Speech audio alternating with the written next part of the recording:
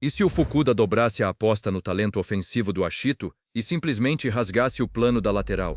Na teoria, o olho de águia seria a arma definitiva para forjar o camisa 9 perfeito dentro do Esperion. Afinal, parece impossível parar um atacante que consegue enxergar o futuro inteiro do campo antes mesmo da bola rolar. Só que existe um preço brutal quando a visão de um gênio fica presa em um corpo sem arranque físico.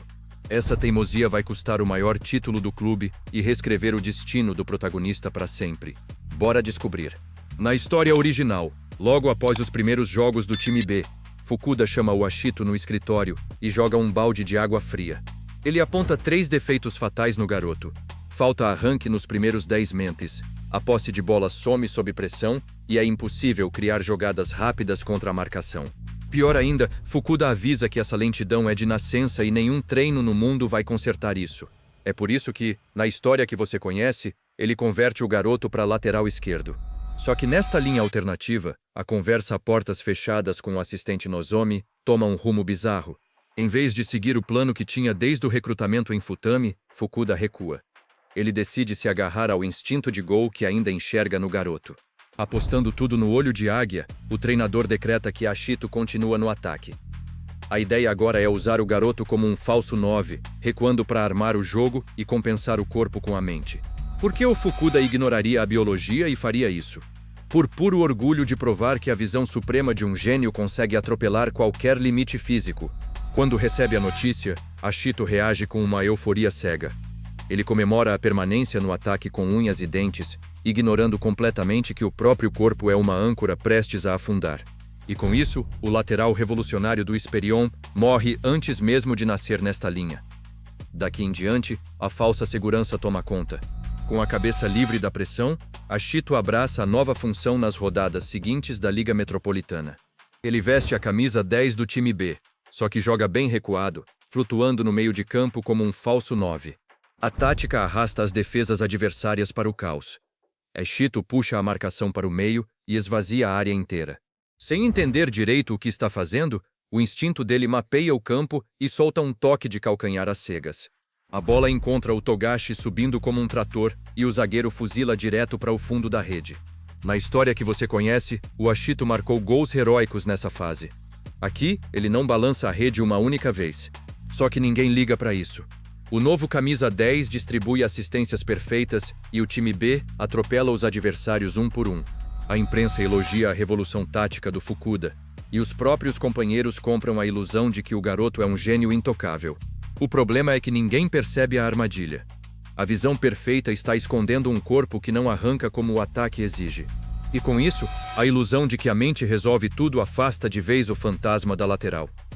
Enquanto isso, a ilusão do falso 9 bate de frente com uma parede de concreto no jogo contra o Musashino.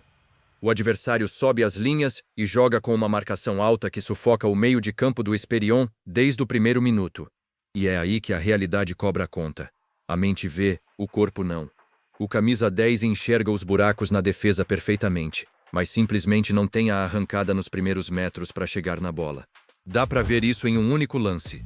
O Ashito lê a linha de passe ideal e tenta disparar nas costas do zagueiro. Só que o defensor sai na frente e intercepta a jogada com facilidade. O garoto nem consegue disputar o lance, engolido por pura falta de agilidade no espaço curto. Como desistir não faz parte da natureza dele, o Ashito tenta consertar a tática por conta própria ali mesmo no gramado. Ele muda o posicionamento para ponta invertido, recua para segundo atacante e gesticula em desespero, tentando puxar os companheiros junto para abrir qualquer espaço. O problema é que suor nenhum compensa a biologia. Toda vez que ele tenta criar uma jogada, a marcação disciplinada do Musashino trava o ataque e expõe a mesma barreira física. O apito final soa com o Esperion sofrendo o jogo inteiro para criar chances reais. O camisa 10 sai de campo completamente anulado e sem uma única finalização perigosa. E na base do Esperion, quem não acompanha o nível vira apenas uma ferramenta de treino para os titulares. E com isso, o dom sem tradutor físico começa a cobrar o seu preço. Avançando para a transição, preso ao próprio ego, o Fukuda ignora o alerta óbvio. No escritório, o Date joga a real. Ele avisa que a falta de arrancada nos primeiros 10 mentes é fatal para um atacante. Na história original, o técnico adversário elogia o camisa 33 na lateral para o Date. Aqui, o silêncio do rival prova que o pivô fez falta. O bizarro é que o próprio Fukuda prega que armadores nascem em qualquer posição, mas se recusa a recuar o garoto. Como desistir não é opção, o Ashito tenta consertar o defeito na base do suor. Ele treina tiros curtos até a exaustão no gramado encharcado atrás dos dormitórios. Enquanto o corpo queima em arranques inúteis, o olho de águia segue completamente sem uso. O problema é que suor no lugar errado não resolve nada. Sem a conversão para a defesa, o talento imperceptível do Ashito desaparece no meio dos jogadores comuns. Ele gasta energia forçando um físico que não tem, enquanto o orgulho do Fukuda trava qualquer correção. Mesmo com esses buracos, a promoção para o Time A acontece. Só que o aviso do Nozomi na história original era claro. Quem sobe e não rende, desce na mesma hora. E com isso, a teimosia do mentor sela o destino do aluno. Tudo segue até a promoção para o time A finalmente chega. Só que sem uma posição definida no esquema principal, Ashito entra apenas como um reserva improvisado no ataque. A visão dele vai antecipar os zagueiros da Premier League. Ou é o que você pensaria? O choque de realidade bate logo no primeiro treino. A velocidade do jogo é tão absurda que até os garotos promovidos do Time B, como Neru, entram em pânico. A mente vê, o corpo não. Ashito enxerga as linhas de passe perfeitamente, mas a falta de arrancada nos primeiros 10 metros congela a reação dele sob pressão. O massacre oficial acontece na Premier League contra o líder Funabashi. É nesse gramado que os sistemas defensivos de elite engolem o falso 9 de vez. Um único lance resume a tragédia. Ashito lê o espaço perfeito na entrelinha e tenta um giro rápido para armar o contra-ataque. Só que o zagueirão do Funabashi antecipa tudo. Com um simples jogo de corpo legal, ele arremessa o garoto para longe antes mesmo da bola chegar. Ashito cai no gramado e a ficha cai junto. A velocidade de processamento da mente não serve de nada se a perna não chega a tempo. O nível da elite exige atacantes que criem o próprio espaço na marra. Enquanto Tripone faz um estrago no ataque rival, Ashito vira presa fácil para a zaga. Na história original, Fukuda barrou o gênio Kuribayashi por tentar forçar um estilo que não era dele. A ironia é que aqui o treinador ignora a própria regra. O custo dessa teimosia aparece na tabela. Na história original, o Esperion colava no topo com 16 pontos. Aqui, sem poder de fogo, o time acumula derrotas e despenca da vice-liderança. O resto do elenco até segura a classificação aos trancos e barrancos. E com isso, o abismo físico da elite quebra a ilusão do falso 9.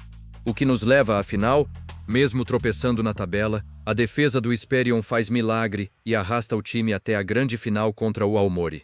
Na história original, o lateral Ashito era a peça que permitia ao time construir as jogadas de trás e respirar sob pressão. Só que sem essa válvula de escape, o domínio territorial do Aomori vira um rolo compressor que sufoca o meio de campo desde o apito inicial. O atacante Tachibana até arranca um quase gol no primeiro tempo, mas sem ninguém armando o jogo lá de trás, o lance vira uma exceção isolada. O Dom no lugar errado cobra a conta. Preso na frente, Ashito passa o jogo inteiro isolado no ataque, assistindo a bola bater e voltar na defesa. Até que no segundo tempo uma sobra de bola cai no pé do falso 9, só que Ren cola na marcação. O gênio do Aomori lê a intenção do passe antes mesmo do giro acontecer e intercepta a jogada com puro posicionamento.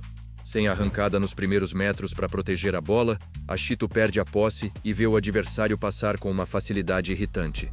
O lance expõe a falha do plano em tempo real, provando que um armador no terço final, que não cria o próprio espaço, não serve para nada. O contra-ataque mortal nasce desse roubo e sela o título do adversário, apagando o gol salvador que Akutsu faria na história que você conhece. E com isso, o olho de águia vira uma maldição inútil e o Esperion perde o campeonato nacional. No rescaldo da derrota, nesta linha alternativa, o Esperion cai para o Aomori e vê a taça da Premier League Leste ir embora.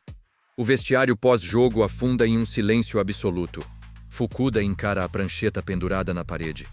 Sem dizer uma única palavra, ele passa o apagador e tira o nome do Ashito da linha de ataque. O treinador foca no vácuo que sobrou na lateral esquerda. É o exato buraco que ele sempre soube que o garoto preencheria, mas que o orgulho impediu de consertar a tempo. Preso ao próprio ego, o mentor engole a ironia a seco. Uma lesão brutal roubou o auge dele na Espanha. E agora foi a teimosia dele que jogou o auge de um talento geracional no lixo. A conta desse erro chega rápido. Na história original, construir a base perfeita rendeu ao Fukuda uma promoção direta ao time principal. Aqui, o telefone do escritório não toca. Longe dali, Ashito veste o colete verde de reserva. Sem o arranque nos primeiros 10 mentes e sem a técnica de finalização que a elite cobra, ele perde a titularidade de vez. O garoto não desiste do esporte, mas a obstinação bate no mesmo muro de sempre. O corpo e o repertório de atacante continuam insuficientes para a realidade profissional. Na história original, o técnico Garula ofereceu uma estreia na liga profissional para o lateral Ashito. Aqui, ninguém jamais vai bater nas costas dele e dizer que o time venceu graças a ele. E com isso, a culpa esmaga Fukuda, enquanto Ashito vira apenas mais um jogador estagnado no sistema. Até que, no fim da temporada, o time faz as malas e embarca para o torneio no Catar. Fora da lista, Ashito fica para trás. Ele caminha sozinho pelo asfalto do centro de treinamento vazio. Na história original, o clube viaja e segue em frente. Aqui, o garoto sobra e vai parar no campo anexo. A mente vê, o corpo não. Encostado no alambrado, ele assiste aos novatos da base correndo no gramado. O olhar dele trava em um garoto específico na lateral esquerda. O moleque veste a camisa 33 pontos. O novato vira o pescoço sem parar, escaneando o campo inteiro antes do passe. A poucos metros dali, Fukuda assiste a tudo em um silêncio absoluto. O treinador que sempre consertou talentos agora apenas encara o fantasma do lateral que ele nunca conseguiu criar. Do outro lado da grade, Ashito entende que o próprio corpo cobrou o preço de uma carreira que nunca existiu. E com isso, o gênio que mudaria o futebol japonês morre como uma promessa no banco de reservas.